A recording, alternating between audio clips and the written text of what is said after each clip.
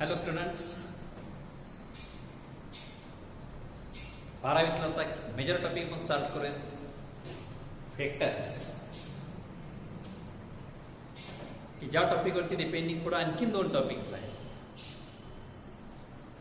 आपण प्लेन मधली लाईन 11वीत शिकू. प्लेन मधल्याच 2 लाईनच्या पेअरचा स्टडी जस्ट आता आपण 12वीत केला.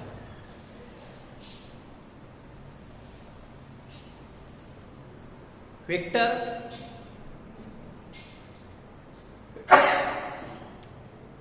थ्री डायमेन्शन स्पेसचा स्टडी येतो. याचे इंट्रोडक्शन थोडीफार तुम्हाला हायस्कूल लेवलला झाली आणि तो एवढा मेजर टॉपिक आहे. प्लेनच्या स्टडी, प्लेन मधल्या स्टडी मधून आपण आता स्पेस मध्ये येऊ लागलो आणि याच वेक्टर टॉपिक वरती पुढे आणखीन 2 टॉपिक्स डिपेंडिंग आहेत. स्पेस मधल्या लाईनचे इक्वेशन, आपण प्लेन मधल्या लाईनचे इक्वेशन शिकू. प्लेन मधल्या 2 लाईनच्या पेअरचाही स्टडी केला. वेक्टर टॉपिक झाल्यानंतर पुढला स्पेस मधल्या लाईनचे इक्वेशन आणि पुढचाच वेक्टरलाच लिंक्ड असणारा हाच कन्सेप्ट यूज करावा लागेल. पुढं स्पेस मधल्या प्लेनचे इक्वेशन, हा plain,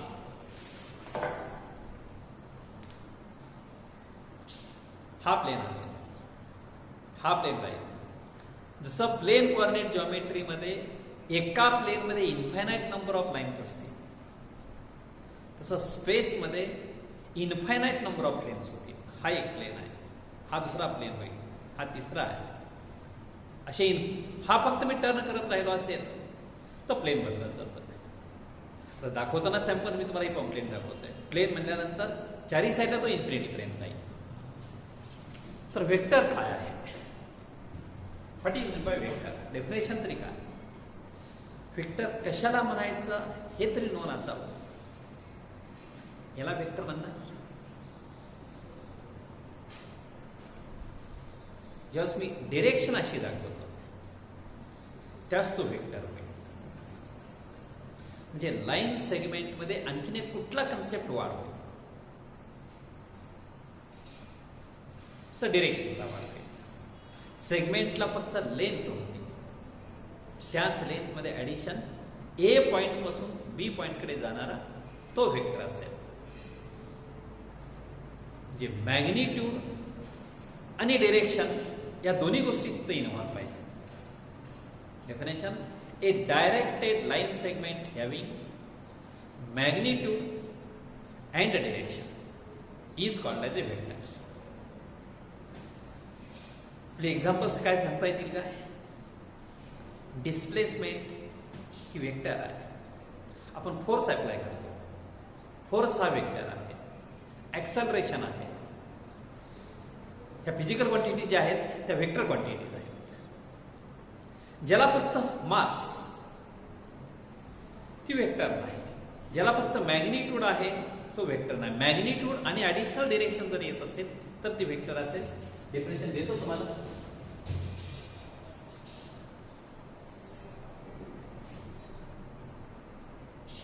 A directed line segment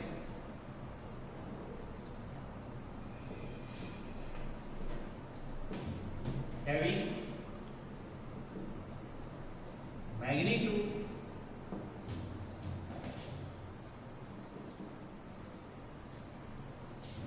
and direction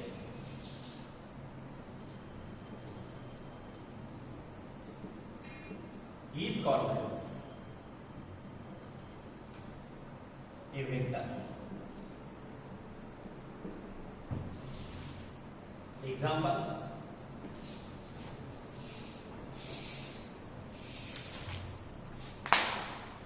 displacement, force, acceleration, etc. Physics मध्ये हे एक्झाम्पल्स वेक्टरचे आहेत की ज्यामध्ये मॅग्निट्यूड आहे आणि डिरेक्शन आहे.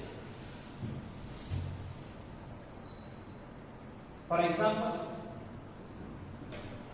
सेगमेंट हा घेतो, हा पॉइंट ए आहे, हा पॉइंट बी आहे. हा सध्या वेक्टर आहे का? नाही, तो फक्त सेगमेंट आहे.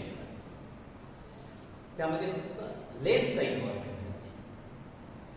ज्यावेळेस तिथे ही डिरेक्शन दाखवतो त्यावेळेस तो मात्र वेक्टर आहे. म्हणजे मॅग्निट्यूड आणि डिरेक्शन ह्या दोन्ही गोष्टी ज्यावेळेस इन्व्हॉल्व होतील त्यावेळेस तो वेक्टर असेल. Vectors are denoted by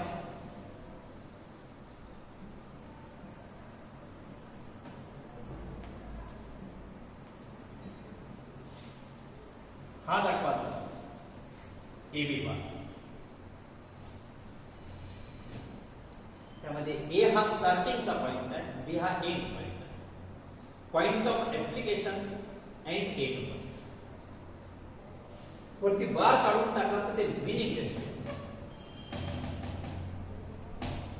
vector मध्ये नोटेशनच नाही. तुम्ही फक्त आतापर्यंत ए बी लिहित होता, तो सेगमेंट ए बी आहे. ज्यावेळेस वरती बार घ्या त्यावेळेस तो ए पॉइंट पासून बी पॉइंट पर्यंत और सी बार और पी क्यू बार एक्सेट्रा और पुढे इक्वल वेक्टर्स येणार. इक्वल वेक्टर्स कुणाला म्हणू इच्छित असाल इक्वल वेक्टर? तुमच्या मनातली कल्पना कोणती आहे equal vector?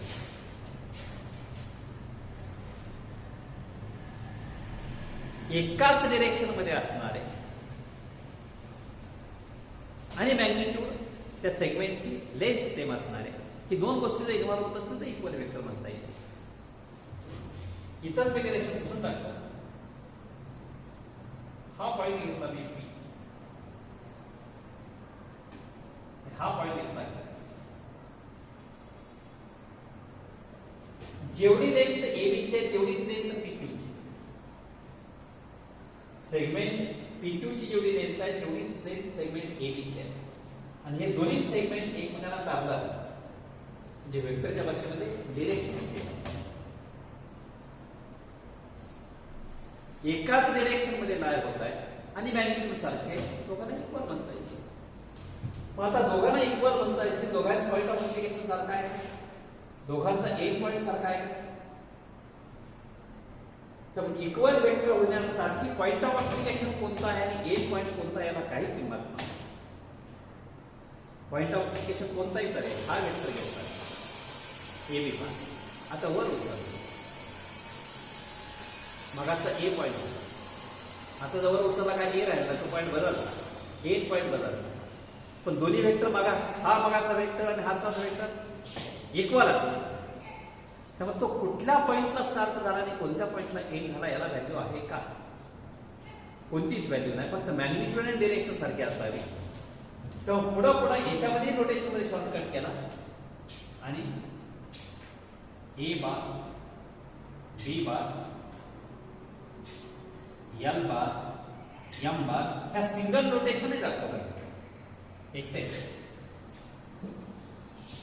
Vectors are denoted by A B bar, C D bar, P Q bar etcetera. ह्या नोटेशन मध्ये स्टार्टिंग पॉइंट आणि end point, point of application आणि पॉइंट एंड पॉइंट हे दोन्ही इन्व्हॉल्व असतात. पण आता इक्वल वेक्टर तुम्ही कल्पना तुम्हाला देतोय, त्यामुळे तो कुठल्या पॉइंटला स्टार्ट झाला आणि कुठल्या पॉइंटला एंड झाला ह्या दोन्ही पॉइंटला व्हॅल्यू राहत नाही, फक्त मॅग्निट्यूड आणि डिरेक्शनला व्हॅल्यू राहते. त्यामुळे तो कुठं स्टार्ट आणि कुठे गेला हा इंटरेस्ट न दाखवता स्मॉल नोटेशन्स, स्मॉल ए बार, स्मॉल बी बार, स्मॉल बी एल बार, स्मॉल एम बार ही नोटेशन वापरली जात असते.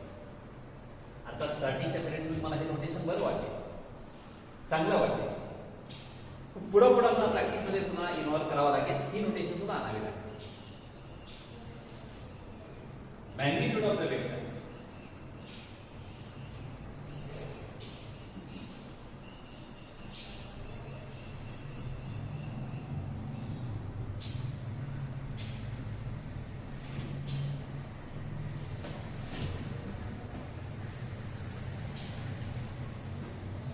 length of the segment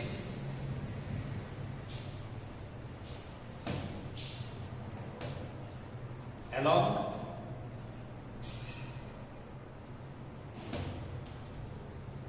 which the vector lie, ज्या सेगमेंट वरती तो वेक्टर लाय होता त्या सेगमेंटच्या लेंथलाच वेक्टर म्हणतात, मॅग्निट्यूड म्हणा. Length of the segment along which the vector lie is called as magnitude of the vectors. It is denoted by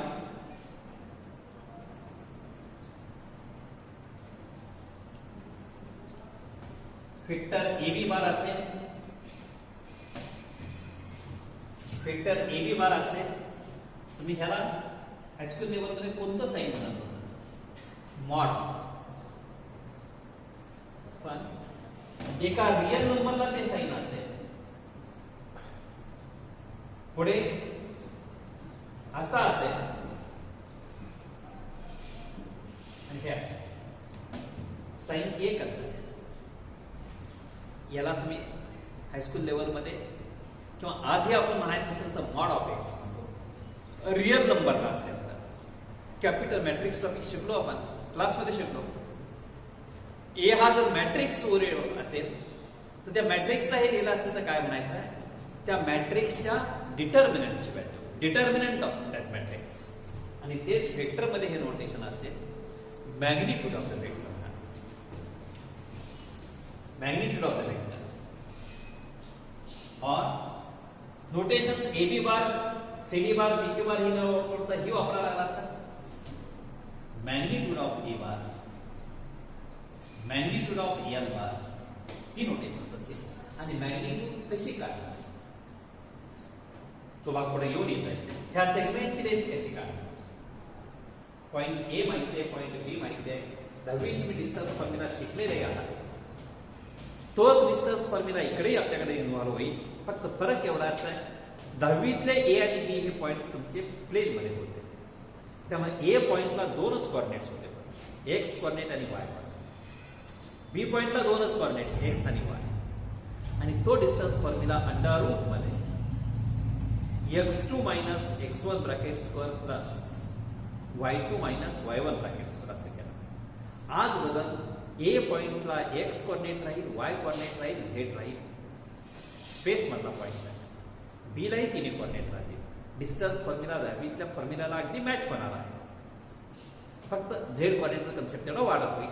पण त्यावेळी जरूर सांगू ही मॅग्निट्यूड सांगा, त्याला डिस्टन्स फॉर्म्युला असं बोलताय तुम्ही. मॅग्निट्यूडसाठी हे नोटेशन. वेक्टरची डेफिनेशन का मी तुम्हाला इक्वल वेक्टर दाखवण्यासाठी पी क्यू बार बाय बराबर थोड़ा एग्जांपल बात पुरेसा है. Magnitude of the vector equal vectors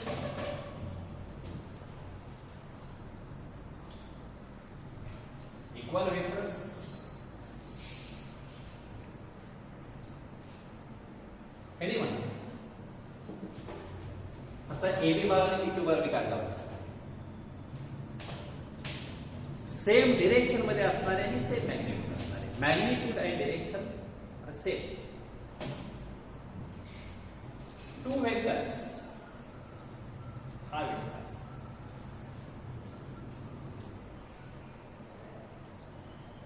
मी आता इथे घेतो हा पॉइंट. सेगमेंट तेवढीच आहे. जेवढा हा पॉइंट मी पुढे घेतला तेवढाच हा पुढे घेतो. दोन्ही सेगमेंट एकमेकांना पॅरलल आहे. जे डिरेक्शनच्या भाषेत बोलायचं असेल तर एकाच डिरेक्शन मध्ये आणि सेगमेंटची लेंथ सारखी आहे. त्यावेळेस equal vectors two vectors are two or more two vectors are said to be equal if they have same magnitude ज्या सेगमेंटवरती लाय होत आहे त्या दोन्ही सेगमेंटच्या लेंथ सारख्या व्हायच्या पाहिजे, same magnitude and in same direction.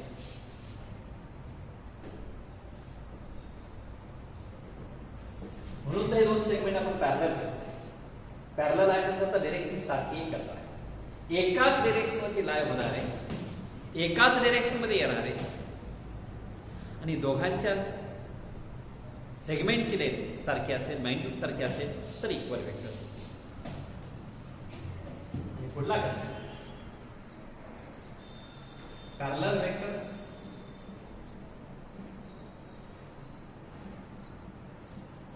आजपर्यंत आपण प्लेन कोऑर्डिनेट जिओमेट्रीमध्ये पॅरलल आणि कोलिनियर ह्या दोन्ही गोष्टी थोड्याफार वेगळ्या अर्थाने शिकतो. पॅरललला कोलिनियर म्हणता येणार नाही, कोलिनियरला पॅरलल म्हणता येणार नाही, पण वेक्टर मध्ये मात्र पॅरलल आणि कोलिनियर सेम अर्थाने घेता येईल. और collinear vectors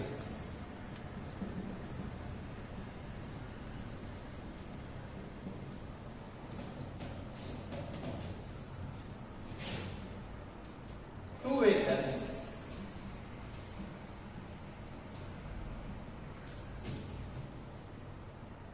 are said to be parallel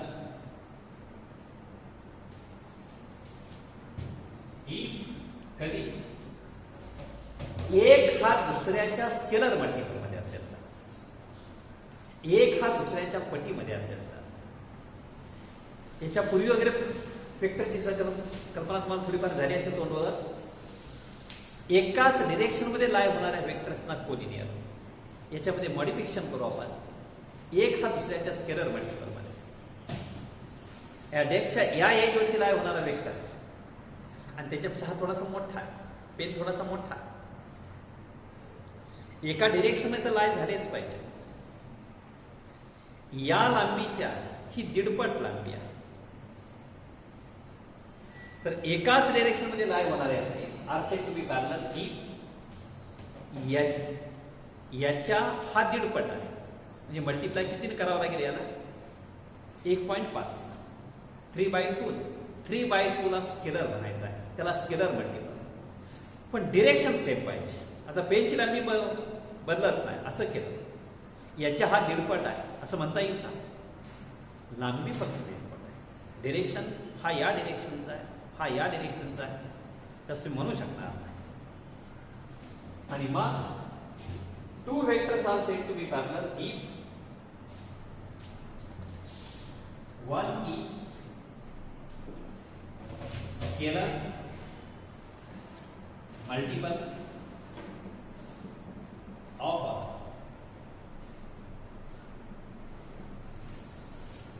एक हा दुसऱ्याच्या स्केलर मल्टिपल मध्ये असेल तर दोघांना पॅरलल म्हणता येईल.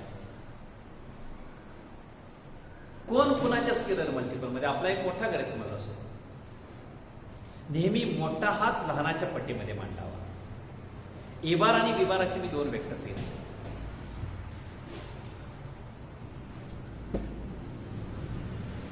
ए बार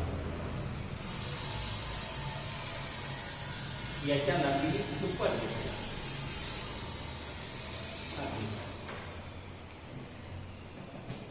दोन्ही एकमेकांना पॅरलल ठेवलेले,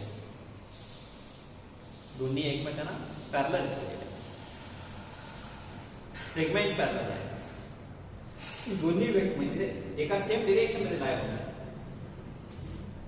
सेगमेंट पॅरलल आहे म्हणजे वेक्टर्स एकमेकांना एका सेम डिरेक्शन मध्ये आहे. लांबी या सेगमेंटच्या याची लांबी दुप्पट आहे. तर तुम्ही नेहमी असं म्हणू शकता, मला असं वाटत असेल B bar is equal to 2 times A bar. A बारच्या दुप्पट हा बी बार. याचा अर्थ बी बारचे निप्पट म्हणजे ए बार म्हणायचे. हा जो इकडं आणला असं नेहमी मोठा हाच लहानाच्या स्केलर मल्टिपल मध्ये मांडावा असे काय नाही. सॉरी, हा सेगमेंट आणि हे सेगमेंट एकमेकांना पॅरलल आहे म्हणजे दोन्ही वेक्टर एकमेकांना सेम डायरेक्शन मध्ये आणि लेंथ याच्याही दुप्पट आहे. बी बार हा ए बारच्या 2 टाइम्स आहे स्केलर मल्टिपल. नेहमी मोठा हाच लहानाकडे मांडावा असं काय नाही. तो ए बार हा बी बारच्या निमपट आहे. 1/2 टाइम्स म्हणू आपण. त्यामुळे कोणताही वेक्टर हा एक हा दुसऱ्याच्या स्केलर मल्टिपल मध्ये येत असेल तर पॅरलल होतील. आणि एकाच डिरेक्शन मध्ये पाहिजे असे नाही, असेही चालेल. पॅरलल कोलिनियर मध्ये एका डिरेक्शन मध्ये पॅरलल असतील तर लाईक पॅरलल, आणि अपोजिट डिरेक्शनचे पॅरलल असतील तर अनलाईक पॅरलल असतील. One is scalar multiple of other, that is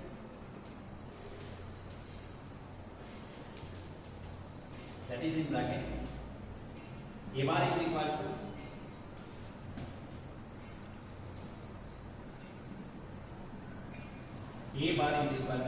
any scalar lambda times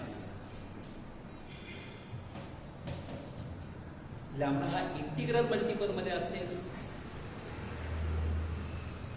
दुप्पट, तिप्पट, चौपट, पाचपट, तस ए बार मोठा आहे. आणि तो फ्रॅक्शन मध्ये असेल, एक पेक्षा कमी किमतीत असेल. लॅम्बडा स्केलर हा प्लस इन्फिनिटी पासून मायनस इन्फिनिटी पर्यंत चालेल. आणि लॅम्बडा स्केलर हा 0 पासून पेक्षा लहान निगेटिव्ह मधला असेल तर ए बार ह्या डिरेक्शनचा असेल तर बी बार त्याच्या उलट्या डिरेक्शनचा असेल. आपण फक्त scalar multiple one is scalar multiple वापरतो. आणि पॅरलल आणि कोलिनियर हे दोन्ही सारखं कसं काय? इथे इक्वल वेक्टर बोलतो आपण. आता सांगा इथून मी इथपर्यंत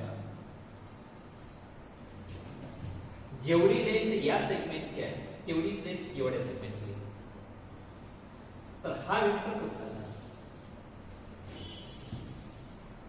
आता सध्या तुमची मानसिकता कोणती आहे? सर ए बार आणि बी बार हे दोन्ही पॅरलल आहेत ते ठीक आहे, पण ह्यांना आम्ही कोलिनियर नाही म्हणायचं. कारण तुमच्या मनात कोलिनियरचा कन्सेप्ट आणि पॅरललचा कन्सेप्ट खूप वेगळा आहे. यांनाच आम्ही पॅरलल म्हणणार, यांना आम्ही कोलिनियर म्हणणार नाही. आता सांगा या पॉइंट पासून या पॉइंट पर्यंतचा वेक्टर का? या पॉइंट पासून इथपर्यंतचा वेक्टर मी बी बार घेतला, त्या सेगमेंट वरती एवढा हा वेक्टर कोणता आहे? मॅग्निट्यूड जेवढी ए बारची आहे तेवढीच याची मॅग्निट्यूड सारखी आहे. इक्वल वेक्टर साठी are said to equal if they have same magnitude. जेवढी लेंथ या सेगमेंटची तेवढीच लेंथ या सेगमेंटची, मॅग्निट्यूड सेम आहे. दोन्ही लाईन सेगमेंट एकमेकांना पॅरलल घेतले होते, जी डिरेक्शन सारखी आहे. तर या पॉइंट पासून या पॉइंट पर्यंतचा इथपर्यंत हा वेक्टर कोणता होईल? याला ए बार म्हणतात तर याला ए बारच म्हणावं लागेल. आणि एवढा हा ए बार आणि इथून हा बी बार आता कशा? हा आता कोलिनियर वेक्टर तुम्हाला कुठेही शिफ्ट करायला हवा. हा वेक्टर ए बी बार, हा वेक्टर सी डी बार. मगाचा ए बी बार आणि सी डी बार मी डिरेक्शन अजिबात बदलले आहे. जी ही डिरेक्शन आहे तीच ठेवलेली आहे. दोन्ही इक्वल असतील, दोन्ही सेम असतील. पुढे वेक्टर्स आय जे के मध्ये मांडले असतील तर मांडणार आहे. ए बी बार हा 2i + 3j + 5k असेल तर सी डी बार सुद्धा 2i + 3j + 5kच राहील. त्याचे कंपोनंट्स सेम राहतील. त्यामुळे इक्वल वेक्टरला त्या कन्सेप्टवरती पॅरलल वेक्टर्स आणि कोलिनियर वेक्टर्स सारखेच आहे. पॅरलल आणि कोलिनियर हे दोन्ही वर्ड आजपर्यंत मी वेगळे शिकलेला आहात, पण वेक्टर मध्ये पॅरलल आणि कोलिनियर हे दोन्ही वर्ड एकमेकांना पॅरलल आहे कसं म्हणतात. हा वेक्टर ए बार असेल तर हा वेक्टर सुद्धा ए बारच. मग हा ए बार आणि बी बार पॅरलल आणि हा ए बार आणि हा बी बार कोलिनियर म्हणणार का? वेक्टर शिफ्ट करायला अलाउड आहे, फक्त शिफ्टिंगच्या वेळची कंडिशन मात्र असेल तिची डिरेक्शन, पॉइंट ऑफ ऍप्लिकेशन आणि एंड पॉइंट जरूर बदलतो. फक्त डिरेक्शन आणि मॅग्निट्यूड डिस्टर्ब करायचे. Parallel vectors, collinear vectors. Now next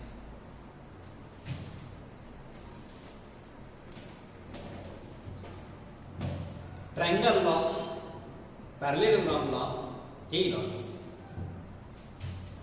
triangle law.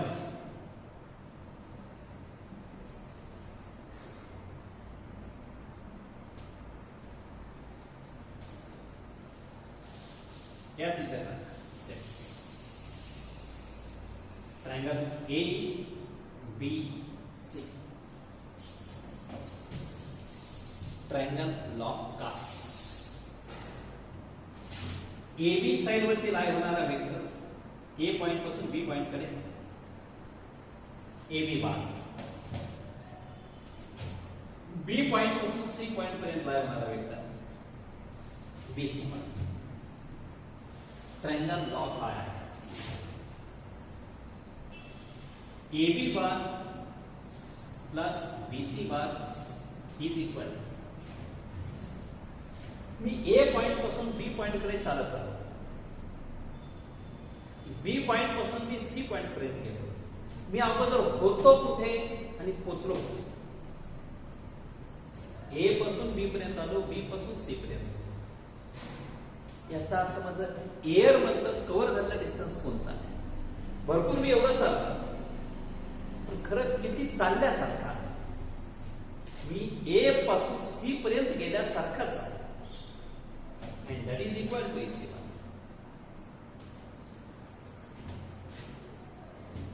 AB bar plus BC bar equal to AC bar. AC bar plus A bar म्हणू नका.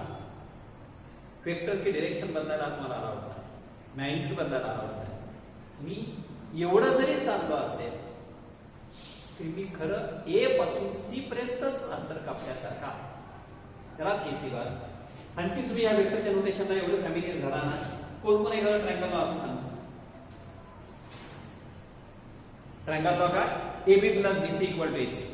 सगळ्यात मोठी मिस्टेक असेल, यासारखी मोठी मिस्टेक असणार. असा कुठला त्रिकोणच नाही, ट्रायंगलच नाही. या बाजूची लेंथ प्लस बीसी या बाजूची लेंथ बरोबर ही तिसरी बाजू, असा कुठला ट्रायंगल आहे? आणि जर झालंच तर हायस्कूल लेवलचा कन्सेप्ट काय होईल? ते तिन्ही पॉइंट्स कोलिनियर होते. A B C, A B plus B C plus A C झाला तर तिन्ही पॉइंट्स होते ते कोलिनियर होते. तुमचा कोलिनियरचा कन्सेप्ट झाला. त्यामुळे ह्याच्या डोक्यावरच्या बारला खूप महत्व आहे. ए बी बार म्हणतानाचा बार म्हणायची प्रॅक्टिस करा. Plus B C bar is equal to A C bar.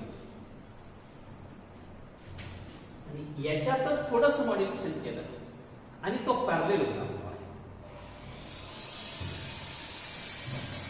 Triangle law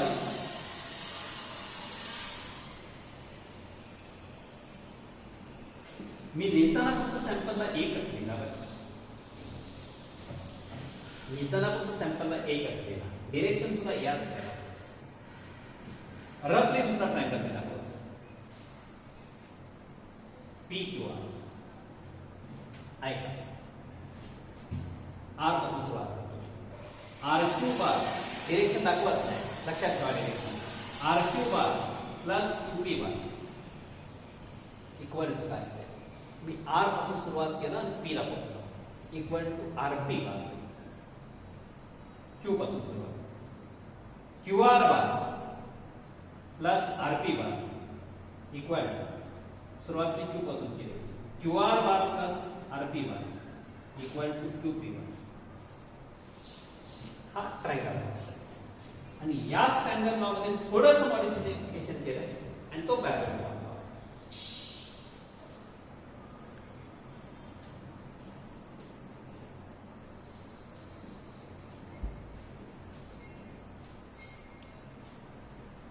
थोडा नेहमीच समांतर पुढचं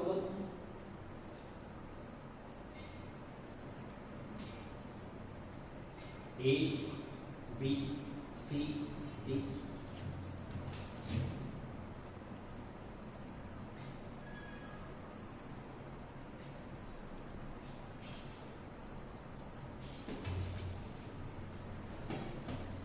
काय प्रॉपर्टी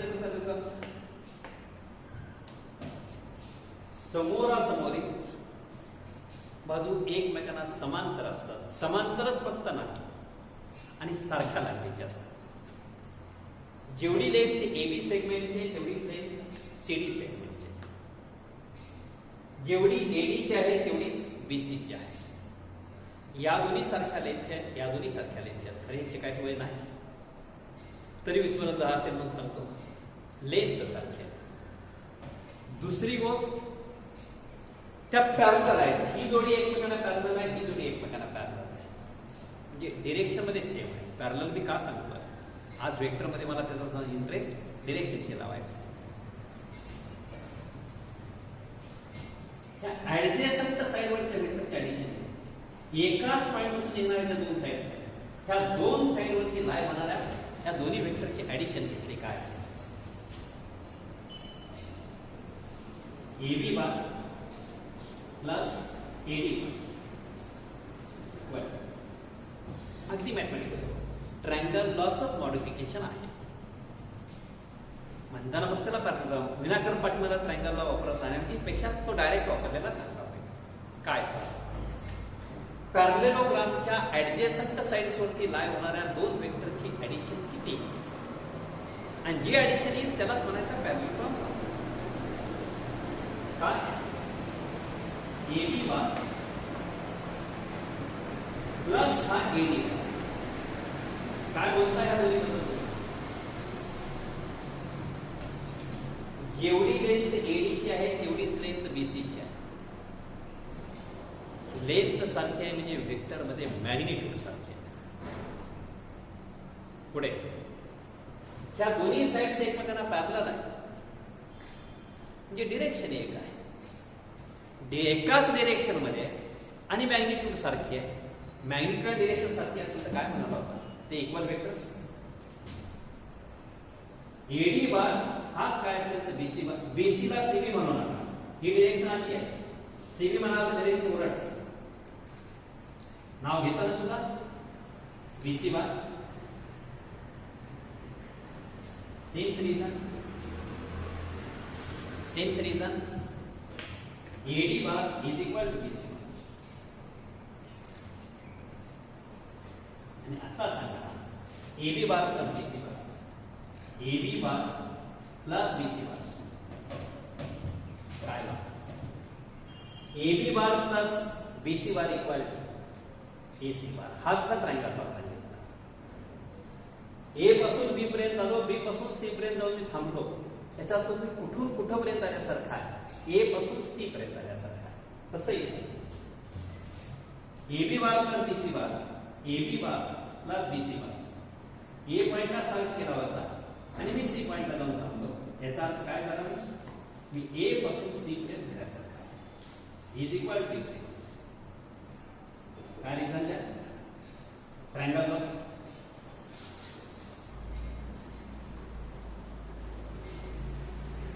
पॅरलेलोग्राम लॉ काय असेल, AB bar plus AD bar is equal to AC bar. AB bar plus AD bar is equal to AC bar. Adjacent sides वरती लाय होणाऱ्या वेक्टरची ऍडिशन हीच त्याच दोन साइड्स मधून पास आउट होणारा जो डायगोनल असेल तो डायगोनल रिप्रेझेंट करत असेल.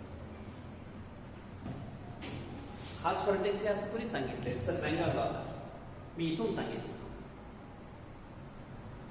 तसं इथे मी हा व्हर्टेक्स घेतला तर काय होईल parallelogram law is the parallelogram law